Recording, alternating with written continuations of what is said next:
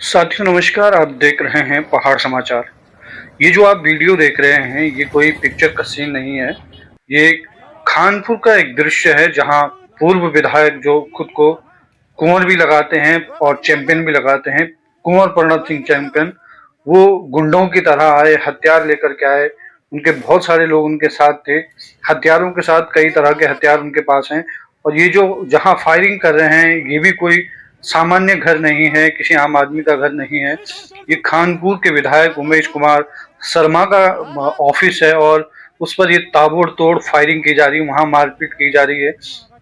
आप अंदाजा लगाइए कि उत्तराखंड में इस तरह के दिन भी आपको देखने पड़ेंगे।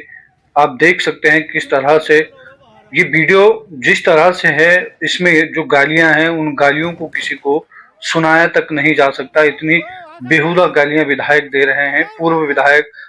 और इस पूरे मामले का जो शुरुआत है वो खानपुर की जब चुनाव हुए थे, उमेश कुमार ने चुनाव जीता था, तब से ही गाली गलौज और ये तमाम चीजें चल रही हैं। लेकिन इस बीच में प्रणब सिंह चैंपियन ने एक पोस्ट की जिसमें उन्होंने उमेश शर्मा की माँ के लिए, परिवार के लिए, बहन के लिए बहुत भद्दे गालियां लिखी थी फेसबुक में, आप शब्द कहे थे।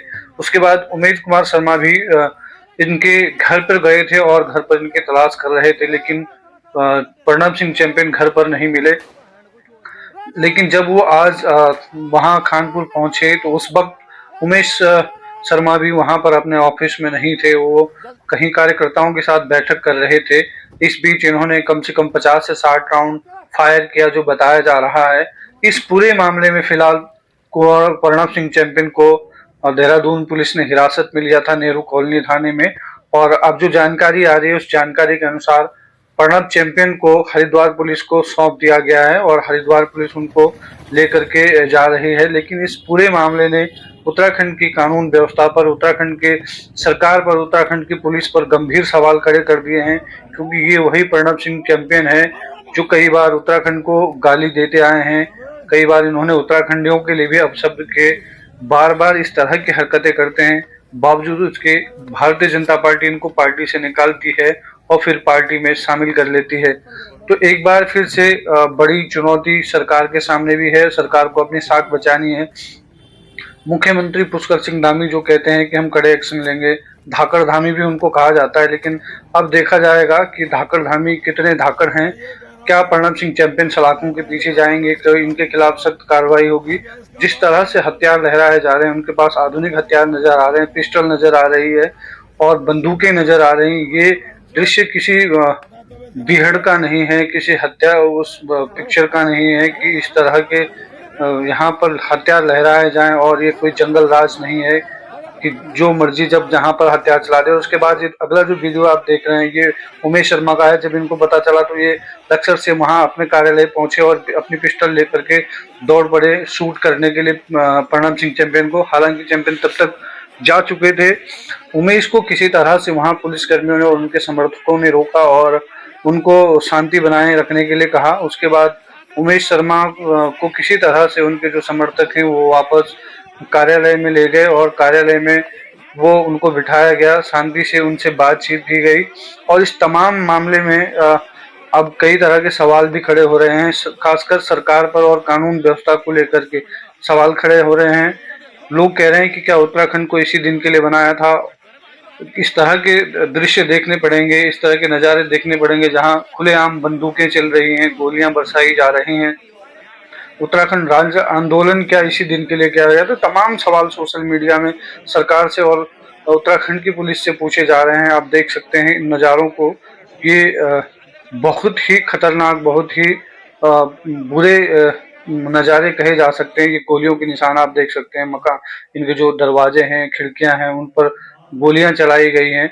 और इस पूरे मामले में हालांकि प्रणब सिंह चैंपियन को जिस तरह से अरेस्ट किया गया है, गिरफ्तार किया गया है, सरकार एक कोशिश कर रही है संकेत देने की। आप देखिए, तस्वीरें देखिए किस तरह से गोलियों के निशान पड़े हैं। और आपको बताते हैं उमेश ने इसमें क्या कहा। प्रणब सिंह अपने गुंडों के साथ आए और आकर गोलियां चलाकर गए, हवाई फायरिंग की, शीशों पर की। यहाँ पर बहुत सारे लोग थे और किसी की जान माल का नुकसान नहीं हुआ, लेकिन लगभग 50 से ज्यादा गोलियां वो चला कर गए हैं।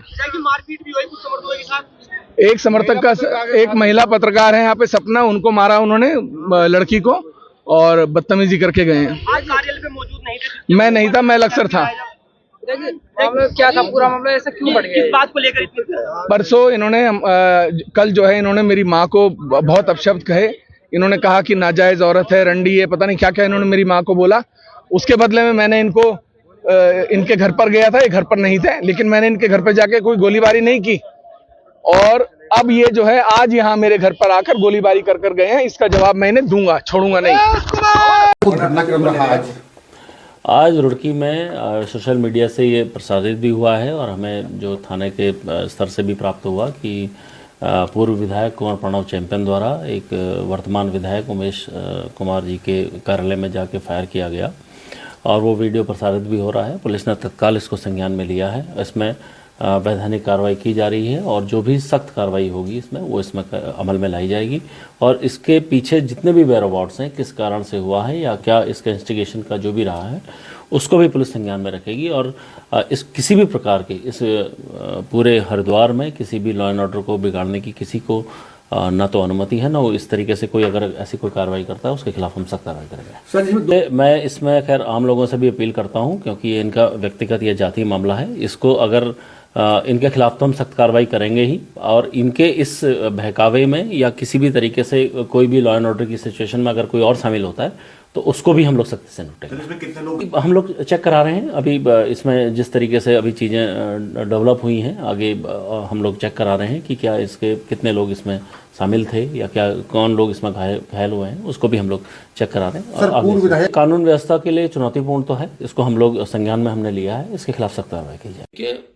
लगातार 2 दिन से हरिद्वार के अंदर जो माहौल बन रहा है और ऐसे लोगों द्वारा बन रहा है जिन पर जनता का विश्वास है, एक वर्तमान विधायक है, पूर्व विधायक है, और प्रदेश के अंदर कानून व्यवस्था बनी रहे जिनके नॉलेज में इस बात का पूरा जानकारी भी है और चीजों को समझते भी है, लेकिन इस प्रकार से कानून अपने हाथ में लेकर और कानून का खिल्ली उड़ाना ये कम से कम एक जनप्रतिनिधि को शोभा नहीं देता है। और मैंने आज माननीय मुख्यमंत्री जी कहा भी है कि प्रदेश की कानून व्यवस्था बनी रहे, इसके लिए सख्त से कदम उठाने चाहिए और इस प्रकार का माहौल निर्माण किसी के द्वारा ना हो, इसका प्रयास होना चाहिए। पार्टी की तरफ से कुछ स्टंट रहेगा? देखिए, क्योंकि विषय संज्ञान में आया, निश्चित रूप से हम अपने किसी भी जनप्रतिनिधि वर्तमान और पूर्व किसी को भी कानून अपने हाथ में लेने की अनुमति ना पार्टी देती है और ना भारत का संविधान देता है, ना कानून उसको अनुमति देता है। क्या कोई दोनों विधायकों के ऊपर कोई विधिक कार्रवाई होगी? देखिए, कानून का विषय है और मैंने माननीय मुख्यमंत्री से कहा है कि इस प्रकार की निर्माण करने से प्रदेश के जो स्वरूप है, जिस प्रकार का भय का वातावरण तैयार करने का जो प्रदेश के अंदर कोशिश हो रही है, इस पर सख्ती से कार्रवाई करते हुए इसको रोकना चाहिए।